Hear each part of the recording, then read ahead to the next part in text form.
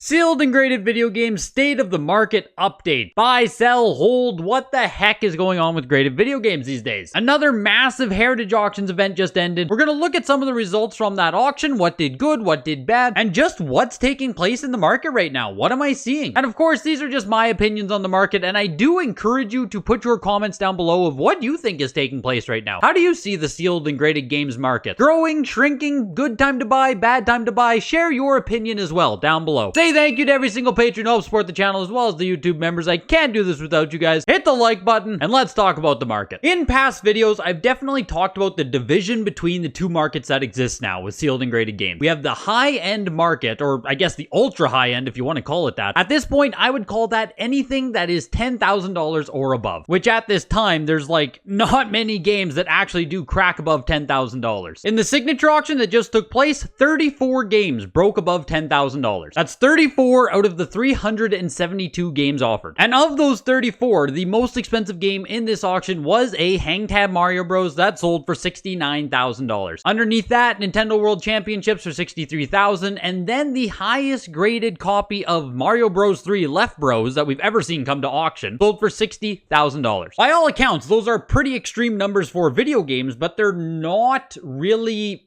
impressive. I guess that's the way I can put it at this point in time. A lot of these ultra high-end games, when they actually went for auction, didn't actually even receive any live bidding. There was no bid war. A lot of these ultra high-end games were actually bid up in the pre-bidding, which I don't know what kind of speculation that is right there. Why are all the bids coming in before the actual live session? I'm not sure on that, but it was an interesting thing to note for these games above $10,000. During the actual live auction, there just wasn't a lot of fighting. There wasn't a lot of back and forth at these prices. There just aren't many people spending over $10,000 on video games anymore. It's just not a thing. And we could also argue that the video games that come up for auction now aren't good enough to sell for these extreme amounts. We're no longer seeing grails, which we will talk about a little bit more in a bit here, as supply is definitely dwindling. We do see less grails coming to the market. We see less premium stuff coming to market in general. But I don't really think that's a fair excuse for why we're not seeing ultra high-end sales anymore. We still see some of the highest graded Pokemon games, PS1 grails, NES key titles. We still see really, really good stuff. The buyers, the market, it's just not there anymore to support $20,000, $30,000, $40,000 sales. At least very, very few of them. Like, if you want your video game to sell for more than $10,000 right now, you had better have something extraordinary. And with those high-end games, there of course is still the biggest risk associated with them. Even as we see prices come down, it's like, oh man, you can grab a grail Pokemon game for $20,000. Even though prices are the lowest we've seen them in 3 years or so on some of these grail type games, it is still not without risk. Which obviously you guys know that there's no guarantees in any market, but I do want to mention that the prices can still get lower on these ultra high-end games. The other side of that is that while prices can get lower, while we might still see the market slide, we also aren't going to keep seeing certain items ever come to market. When one of the highest graded copies of something sells now, and it sells for $20,000, $30,000, odds are it's going to be swallowed up into a collection. There's a lot less speculation. There's a lot less flipping. I really don't think we're going to see a lot of these top of the pop grail type games come back to market anytime soon. So that is the other side of a down market, of a falling market. While it could be that these games do lose more value in a year, these auctions may also act as the only buying opportunities for this stuff in the next 2 to 5 years. And that's kind of the gamble that's going on right now between buyers and sellers. Do you strike now and buy something that you might not see again for who knows how long? Or do you still play the waiting game, hoping that the price will come down a little bit more and you will have another buying opportunity? The tippy top of video game collecting right now isn't like other hobbies. There is no supply. Population counts are like 1 to 5 copies of some of these games. But that's just the one side of the market. So then there's everything else that's like $10,000 and under. Especially in the $1,000 to $5,000 range, it's actually a pretty tight-knit market right now. It's very competitive in that like $500 to $5,000 range. There's a lot of people buying, there's a lot of people looking, which of course, right, that's a much more manageable level of entry. There's a lot more people who can afford a $1,000 game versus people who can afford a $10,000 game. But in that $1,000 to $5,000 price range, we also don't see nearly as much volatility now. Sure, some stuff might still be going down 10, 20% since January. Some stuff might be stagnant, but a lot of the sales comps aren't actually all that different now between auctions. If something sold for $2,000 4 months ago, there's a pretty good chance it's still going to be in the $1,800 to $22 range. That is the one big positive I did see from this auction. There is some sense of floors, there is some sense of stability showing itself in the lower end of the market. And if we go even lower to the $100 to $500 range, there is amazing stuff now that can be purchased in that price range. Like, you don't have to be rich anymore to do sealed or graded game collecting. Factory sealed GameCube, Xbox 360, PS2, PS1, DS, 3DS, all of those consoles in the $100 to $500 range, you can buy, I don't want to say you can buy anything, but you can buy quite a bit, which is awesome. That's just great for everyone. More people can join the market, more people can have fun with this hobby. And while floors are developing and stability is showing itself, there's still that thought in the back of everyone's mind where if I don't buy this copy today at this auction, I'll probably have another chance at it. And for most stuff in that range, you're probably correct. If you're buying like a mid to high, maybe